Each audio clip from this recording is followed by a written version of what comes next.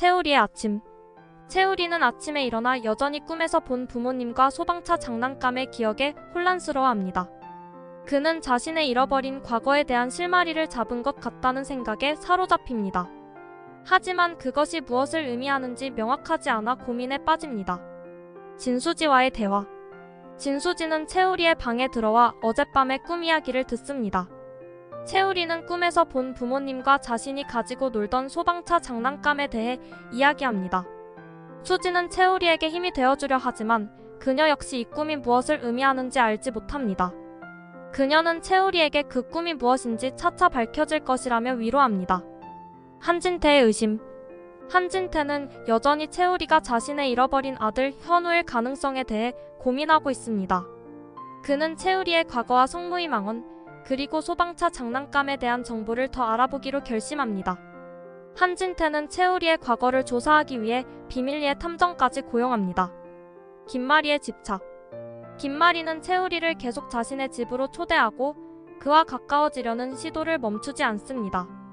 그녀는 채우리에게 자신의 과거와 현우에 대한 이야기를 자꾸 하며 그를 자신의 삶에 끌어들이려 합니다. 채우리는 그녀의 집착에 점점 불편함을 느끼지만 그녀가 들려주는 이야기들 속에서 자신의 과거에 대한 단서를 찾으려 합니다. 선영의 불안. 선영은 한진태가 채우리에 대해 의심을 품고 있다는 것을 눈치채고 채우리에게 진실을 알려주지 못해 불안해합니다. 그녀는 채우리에게 진실을 말해야 할지 고민하지만 그가 상처받을까 두려워 망설입니다. 수지의 의심. 수지는 김마리의 집착과 한진태의 이상한 행동에 대해 의심을 품습니다. 그녀는 채우리에게서 김마리와 한진태에 대한 이야기를 듣고 그들이 채우리에게 뭔가 숨기고 있다는 생각을 합니다. 수지는 채우리를 보호하기 위해 그들로부터 거리를 두라고 조언합니다. 한진태의 결심.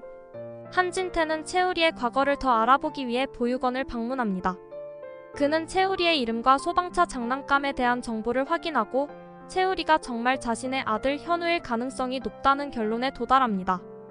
그는 이 사실을 선영에게 알리기로 결심합니다. 진실의 순간.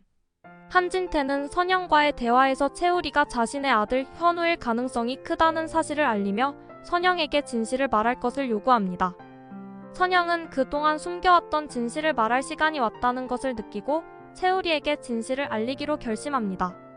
진실을 마주한 채우리. 선영은 채우리에게 자신이 그의 친모가 아니며 그의 부모님이 돌아가셨다는 사실을 말해줍니다. 채우리는 충격에 빠지지만 동시에 자신의 과거에 대한 진실을 알게 되어 혼란스러워합니다. 수지는 그런 채우리의 곁에서 그를 위로하며 앞으로의 길을 함께 찾자고 다짐합니다. 여기까지 87회 예상 줄거리였습니다. 시청해주셔서 감사합니다.